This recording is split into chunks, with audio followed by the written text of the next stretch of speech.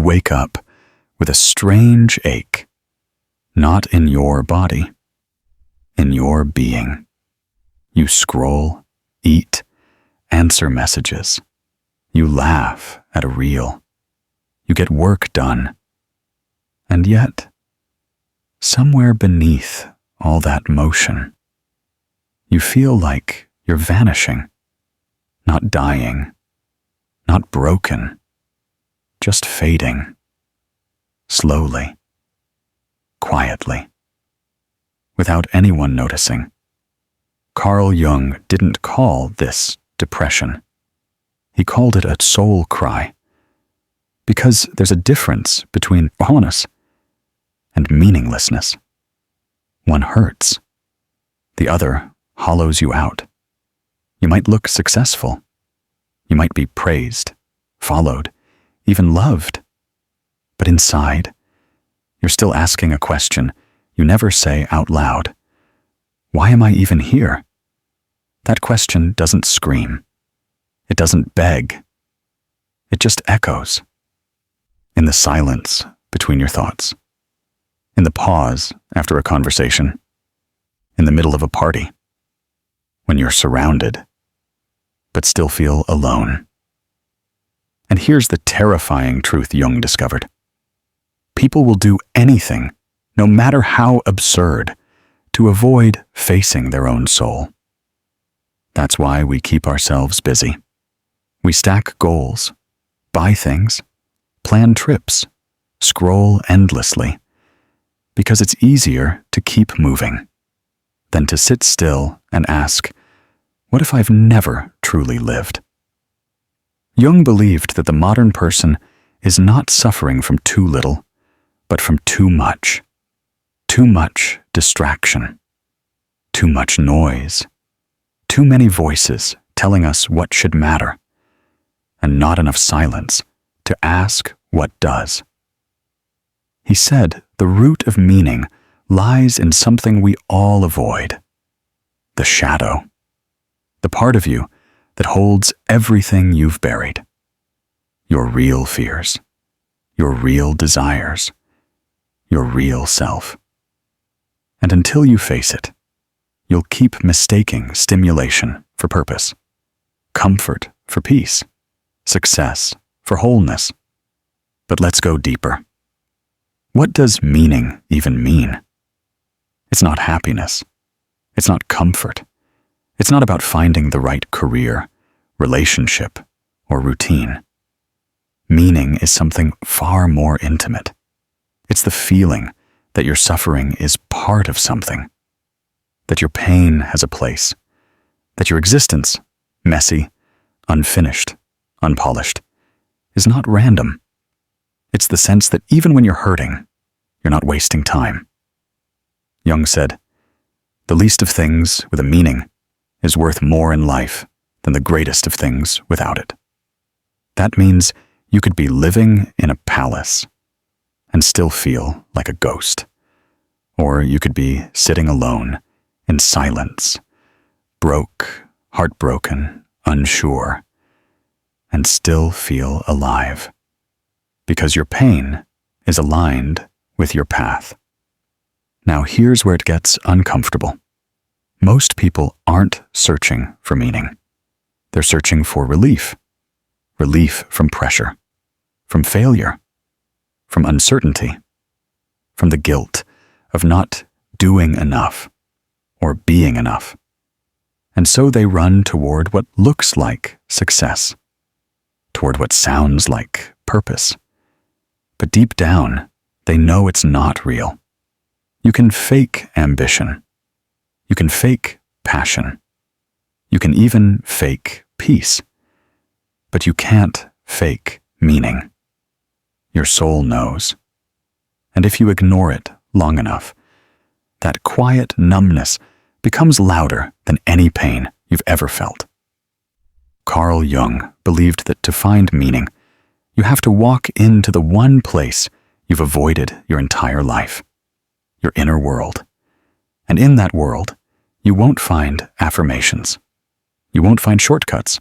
You'll find your shadow, the shame, the rage, the dreams you abandoned, the truths you feared. And here's the paradox. Your meaning isn't hidden in your success. It's hidden in your wounds. The things you hate about yourself, the parts you've tried to forget, the memories that make you flinch, those are your compass, not to stay in them, but to transform through them. So the question isn't, what is the meaning of life? The real question is, what part of yourself have you exiled in order to survive? Because Jung believed meaning isn't something you find.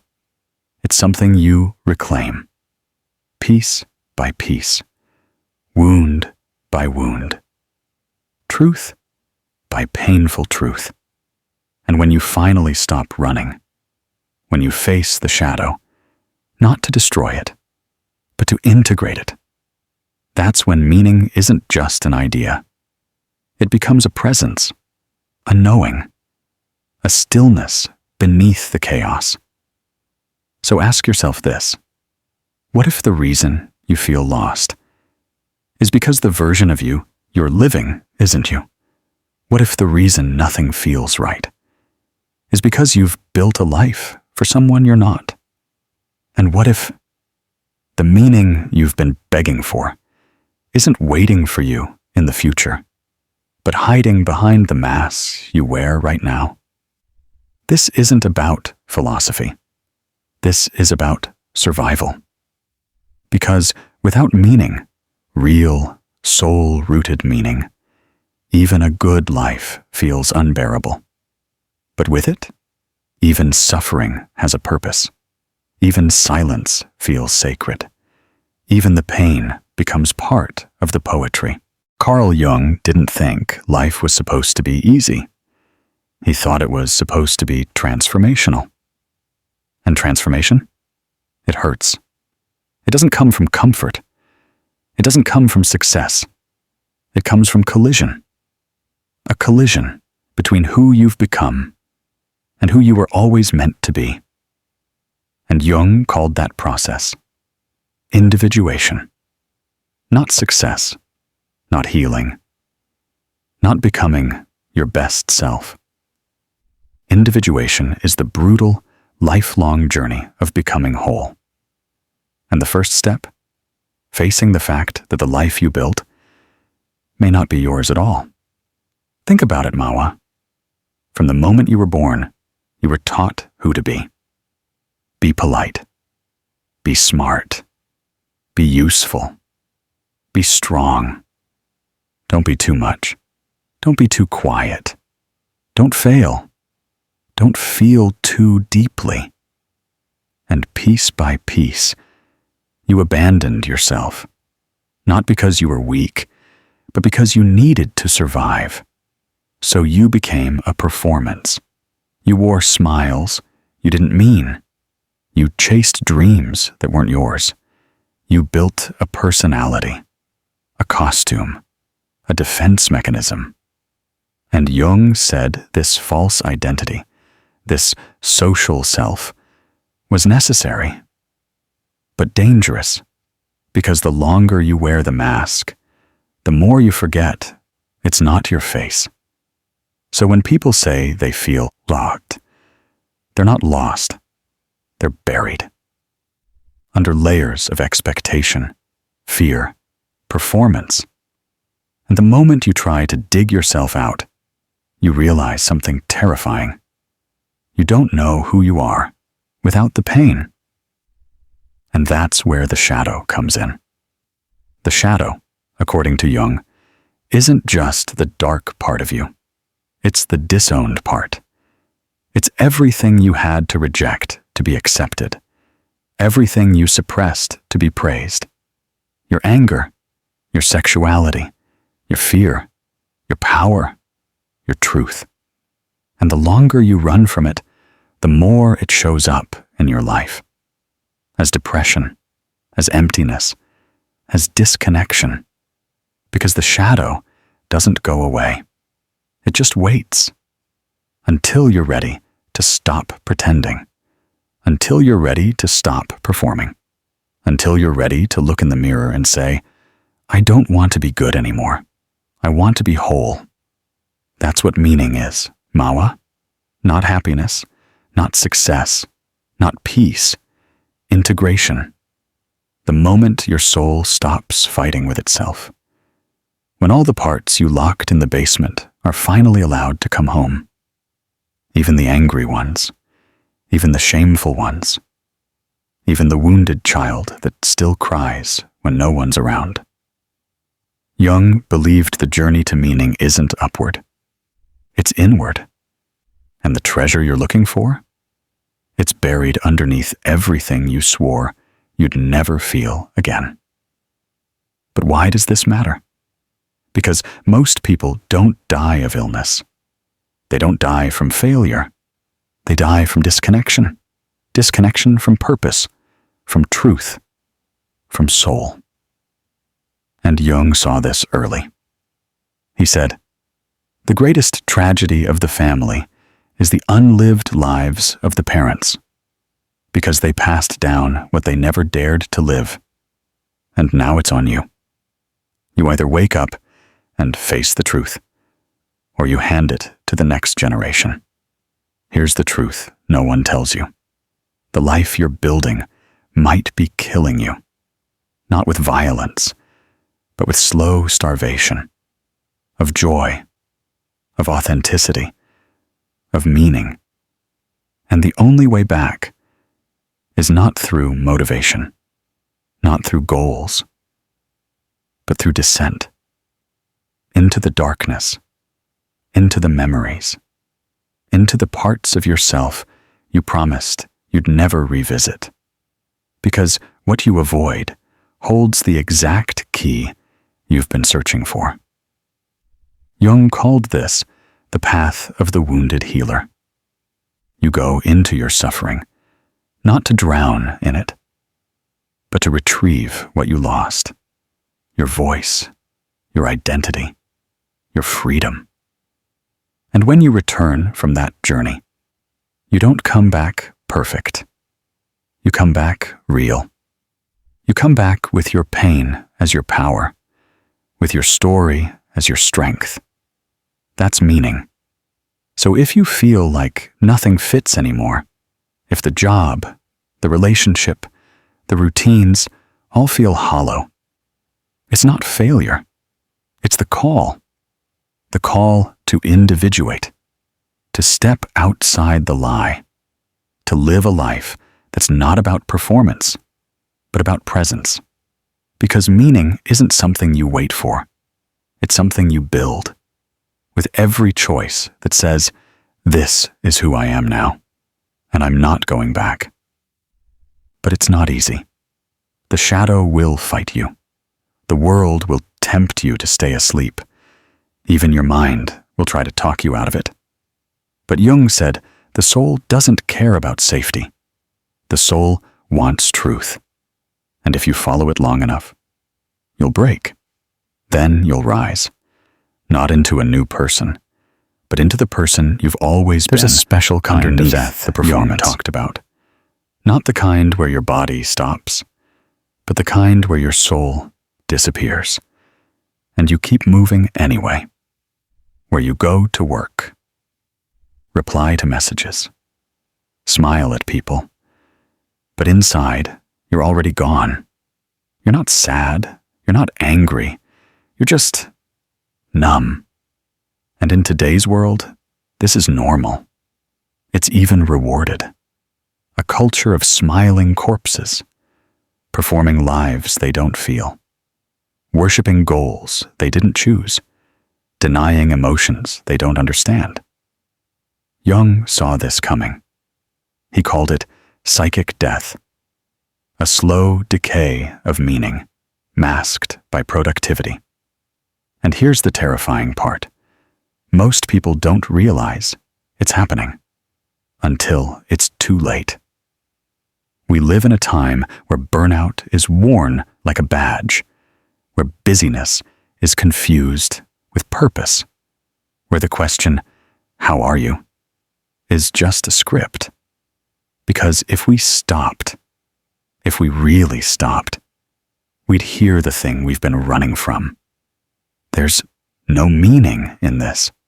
Not in the scrolling, not in the chasing, not in the applause. Just movement. Empty, endless movement. Jung said, "Man cannot stand a meaningless life." And yet, that's exactly what most of us are tolerating. One compromise at a time. One ignored truth at a time. One numbed out day at a time. You don't even have to choose it. You just have to avoid choosing anything deeper. And the consequence isn't just emotional. It's existential. Let's go into the real-world effects. 1. Chronic anxiety. Not fear of danger, but fear of living without direction. Your body stays on edge because your soul has no anchor. You're not grounded in anything real, so your nervous system constantly searches for threats in meaningless places. 2. Emotional detachment. You stop crying, stop celebrating, stop feeling. Not because you're healed, but because you're disconnected. You watch your life like a movie where you forgot the plot. 3. Destructive coping shopping. Sex, alcohol, food, validation. You reach for anything that feels real, even if it ruins you. Because pain is at least proof that you're alive. 4. Relationship collapse. Without meaning, people stop being sacred. They become mirrors, or distractions, or tools. Love stops being connection and becomes performance.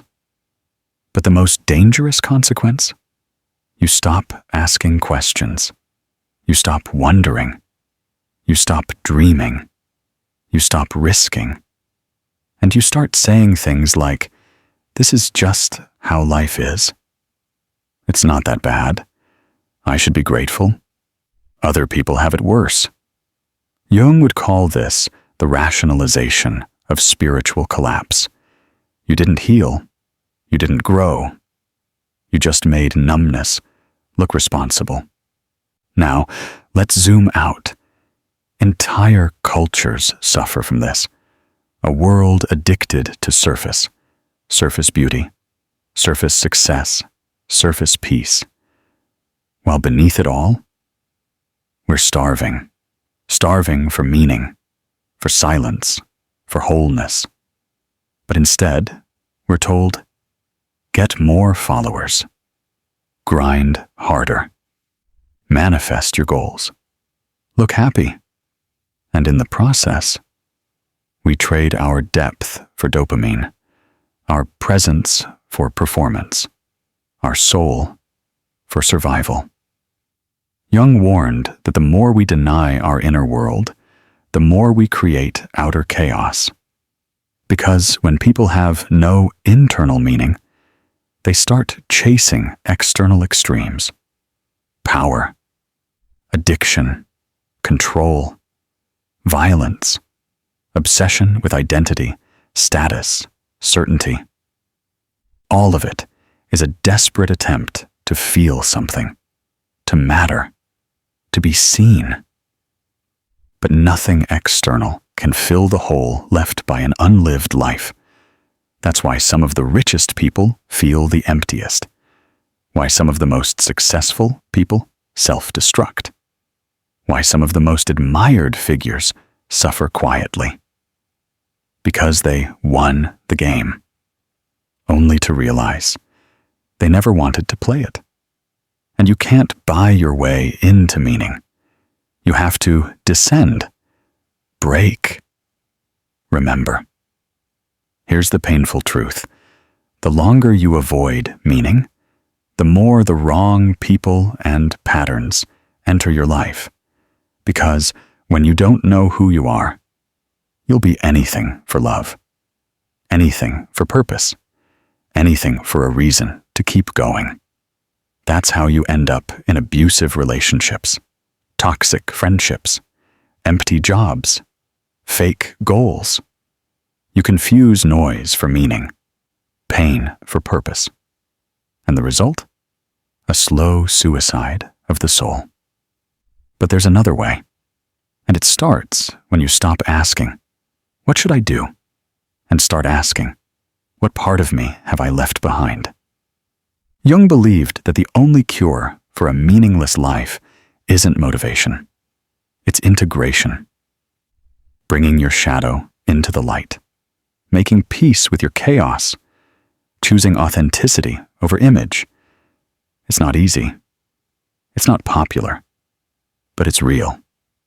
And real is rare now. So the next time you feel lost, don't panic. Don't numb out.